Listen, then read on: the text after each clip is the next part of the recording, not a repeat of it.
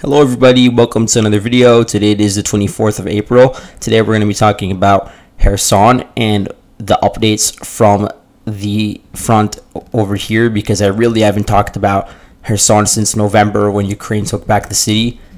And now it's finally making its way back into the news because of some rumors that were circulating yesterday that the Ukrainians had launched a new counter-offensive across the Dnieper River, taking over key Russian positions in cities such as Oleksiy and Holopristan.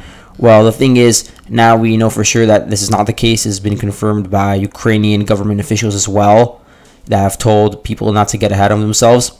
So we know for sure that the Ukrainians are not conducting any sort of grand offensive in this direction, at the moment at least. And despite that fact, I still do want to talk about the situation over here because it's been ignored, and there's a lot of new footage that's been released indicating how the dynamics on the front have shifted ever since November.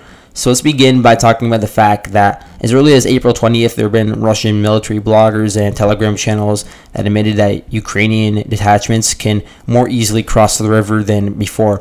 So before, really what happened was you had these Ukrainian reconnaissance units that would cross the river, usually at night when there was a poor weather condition, maybe with fog, and they'd cross over for a very short amount of time to conduct some sort of reconnaissance or maybe a sabotage attack on a Russian position, and then they'd quickly cross back to their positions in the city itself. Well, now what they're saying is that the Ukrainians can more freely cross the river with their speedboats, land in the coastal housing areas and some of the boat docks, and then from there they can conduct and roam across the area more freely than before because of a lack of Russian pressure, or at least less Russian pressure than before, which could indicate that Russia did shift some resources from this area towards other fronts. And it was also thought that the Ukrainians shifted a lot of their resources from this front to a different front. But despite that fact, they always maintained a small core of reconnaissance units, and a lot of them very specialized in special forces and special operations, like the 73rd Naval Center for Special Operations. And so now we're receiving these reports that Ukraine has really ramped up these probing attacks. And there was also the head of the civilian military governance of Kherson, the Russian interim civilian military governance, Vladimir Saldo. He said that the Ukrainians were amassing men for crossing the river. This had no proof, but this was just his allegation. It might have been just sort of a general warning for the civilians to be prepared for any sort of upcoming threats. And now we also have visual proof to show that the Russians are targeting Ukrainians that have crossed over the river, probably for a short period of time, but it does nonetheless show that these areas are within the range of fighting. So let's just go through the entire river and see what's going on. So for instance, this island over here is Potemkin Island. This island's been contested now for many months with Russian naval infantry and Ukrainian reconnaissance units fighting over the coastal housing, which really just spans the entire perimeter of the island. And then in the center of the island is a lot of marshland, and so it's very difficult to hold on to these positions. So again, there's really not a single set front line, so don't be deceived by what I'm showing on the map. This is just a general sketch of what the situation does look like, but it's by no means exactly what's going on. And so the Ukrainians now, this is universally admitted, even by Russian sources, it's admitted that the Ukrainians have positions on this island, and that they also have positions directly across the Dnieper River from the city of Kherson. So here you have a lot of these different boat docking stations and a lot of coastal housing, so Ukrainians do have a firm position over here. And because it is so close to the city of Kherson itself, they are able to get pretty good supply from there without it being cut off as easily by shelling or by infantry. It also means that any sort of evacuation operation is much easier because you just got to get on a speedboat and just quickly cross the river. And so that's how they're able to maintain this bridgehead, although I wouldn't call it necessarily a bridgehead because the Ukrainians are not building any sort of permanent military positions over here. They're just going back and forth throughout the day, but they're not building any sort of base in this area. And neither are the Russians, by the way. The Russians have their positions further to the south. I'm going to get to that in a later part of the video. Now, this part of the front line is more split. You do have some Russians across the river, and Ukraine is not really taken over these boat docking stations. To my knowledge, there's no proof of that. Where there is a lot of talk, and this is the most significant part of the river right now, is the area around the Antonovsky Bridge and the town of Dachi. So a lot of Russian sources have come out and claimed that the Ukrainians were able to fully secure Antonovsky Bridge and gain a foothold across there, taking over some of the land directly behind the Antonovsky Bridge, and that includes the town of Dachi, where there was a lot of reports that the Ukrainians were fighting to take over the coastal housing that was just adjacent to the river, which is within the town of Dachi, which is, again, a pretty wide town. It's really only based on the coast itself. And because Russians' main positions are not in this town, it would make sense that the Ukrainians could, in theory, cross the river quickly and set up a position in one of the houses. And that's what we saw in the footage, by the way, which I have linked over here. So, for instance, here we have Ukrainian infantry crossing the river. They land in their speedboats in one of the docks, and then they just quickly enter one of the houses. The thing is, you can't set up a permanent base over there because of the river and because of the fact that the geography within, or at least on this bank of the river, is just horrible, and it makes any sort of offensive activity basically impossible at the given moment.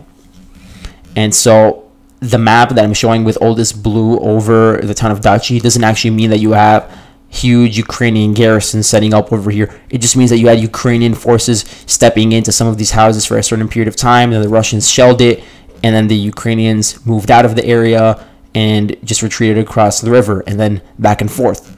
It's just that this is the first time that it's happened in this specific area at that great of a scale, which does indicate that Ukraine is potentially upgrading its capabilities in the sector and that Russia has diminished their presence in this area.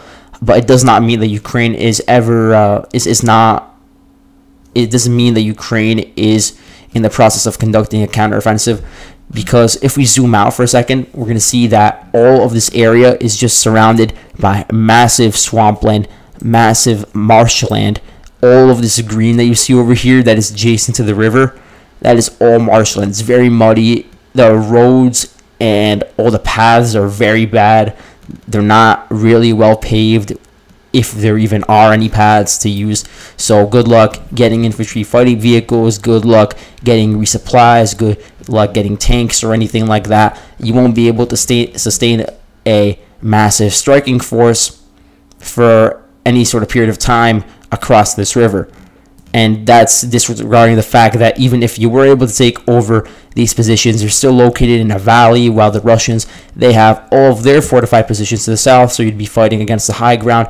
And the Russians, they have all of their artillery positions to the south of these trenches, and they could just fire on you pretty easily, and they would not have much of an issue. And that's what they're doing at the moment with the Ukrainians that are crossing the river. They're being fired upon pretty heavily, not just by artillery, but also by precision missiles. Let me open up an example.